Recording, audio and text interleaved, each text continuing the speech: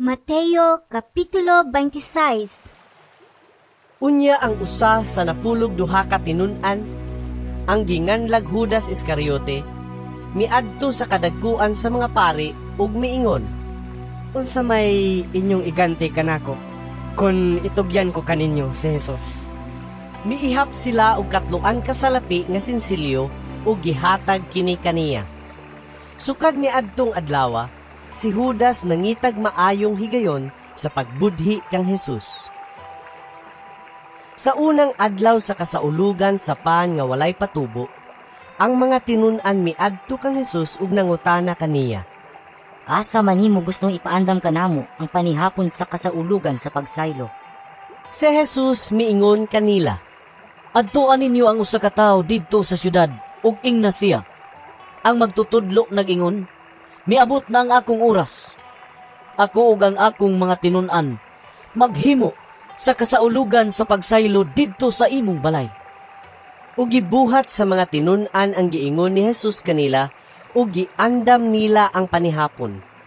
Sa pagkagabii, si Jesus ug ang napulog duha ka tinun-an mitambong sa kan-anan.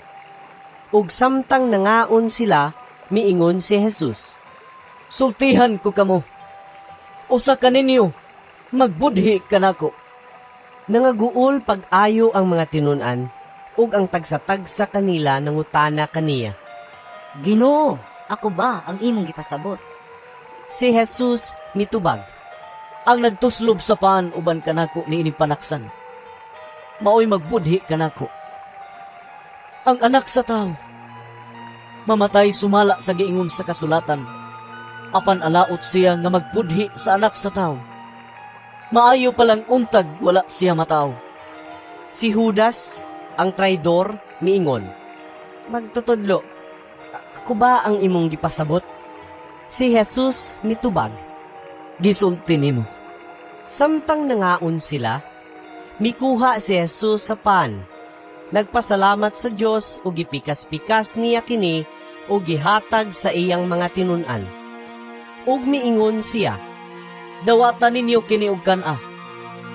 Kini mao ang akong lawas. unya gikuha niya ang kupa, nagpasalamat sa Dios ug gihatag kanila nga nag-ingon. Inom kamong tanan niini.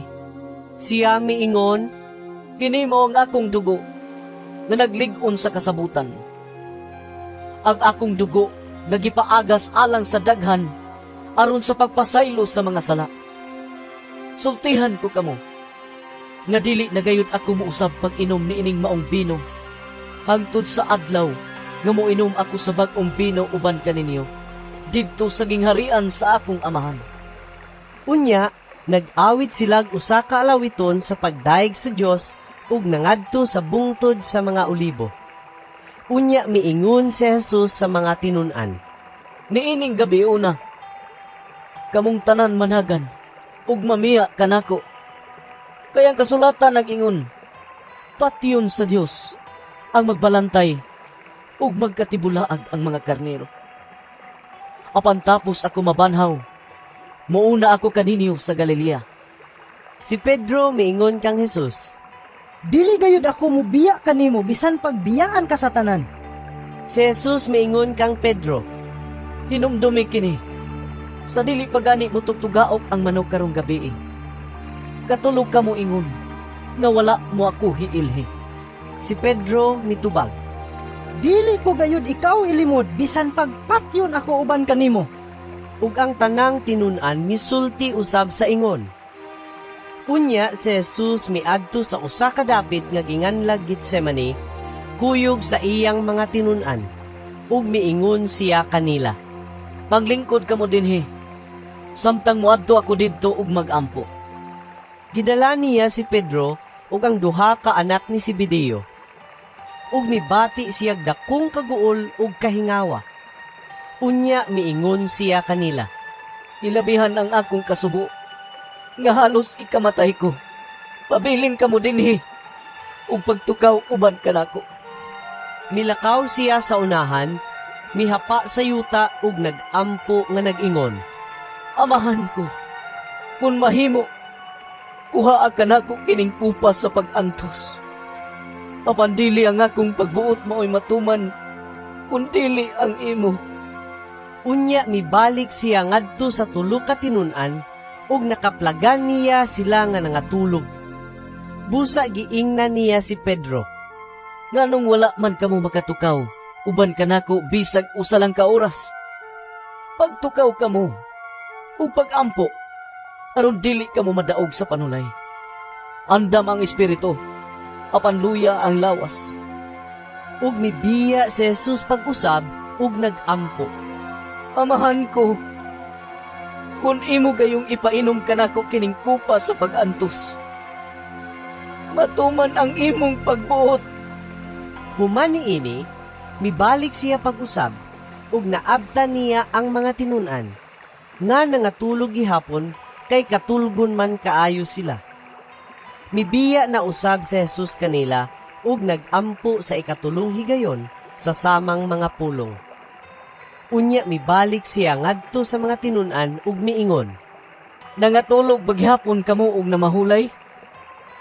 Miabot na ang oras ng anak sa tao, itugyan ngadto sa kamot sa mga makasasala. Bangon kamo, kay manglakaw na kita. Tanawa, ani ana ang nagbudhi kanako. Samtang nagsulti pa si Jesus, miabot si Judas nga usa sa napulog duha ka tinun-an, uban ang daghang tao nga nagdalag mga espada ug mga puspos. Sinugo sila sa kadagkuan sa mga pari ug sa mga namunuan sa mga Hudiyo. Ang traidor naghatag kanila og usa ka ilhanan. Ang tao nga akong hagkan, mao ang inyong gipangita. Dakpas siya.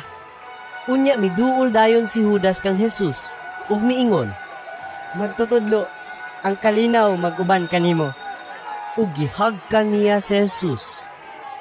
Si Jesus mitubag. Higala, buhata dayon ang buot mong buhaton. Unya miduol sila kang Jesus ug ila siyang gidakop. Unya usa ni adtong kauban ni Jesus miibot sa iyang espada ug gitigbas ang ulipon sa pangulong pari ug naputol ang usa sa iyang dalunggan. Unya miingon si Jesus kaniya, Iuli sa sakuban ang imong espada. Kayang maggamit sa espada usab mamatay. Wala ka ba masayod na makahimo ako pagpakitabang sa akong amahan? Ug ipadala dayon niya kanako ang kapin sa napulog duha ka panon sa mga anghel. Apan kun buhaton ko kini, unsaon man pagkatuman sa kasulatan nga nag-ingon, nga kinahanglan mahitabo kini.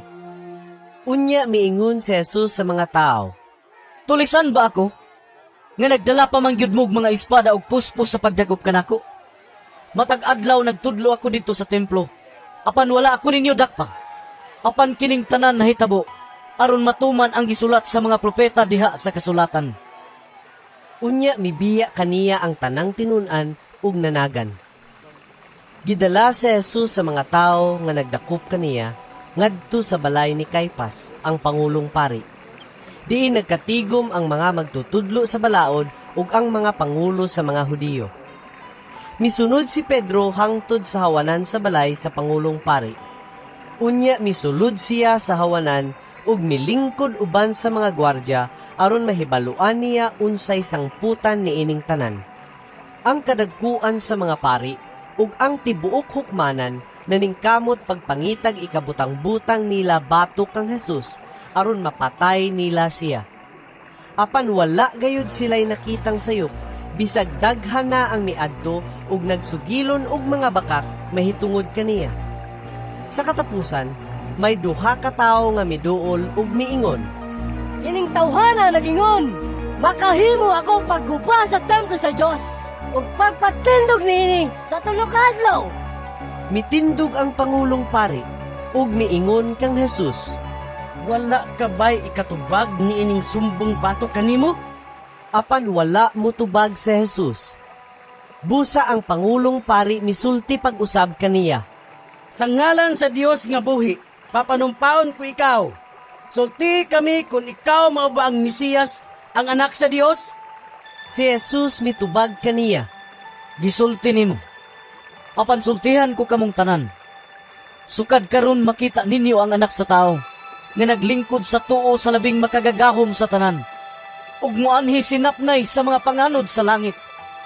Sa pagkabati niya ni ini, gigisi sa Pangulong Pari ang iyang bisti ug miingon, Dakong pasipala! Wala na kita magkinahanglan pagdugang mga saksi. Dinhi karon na dungog ninyo ang iyang pagpasipala. Unsay inyong hunahuna?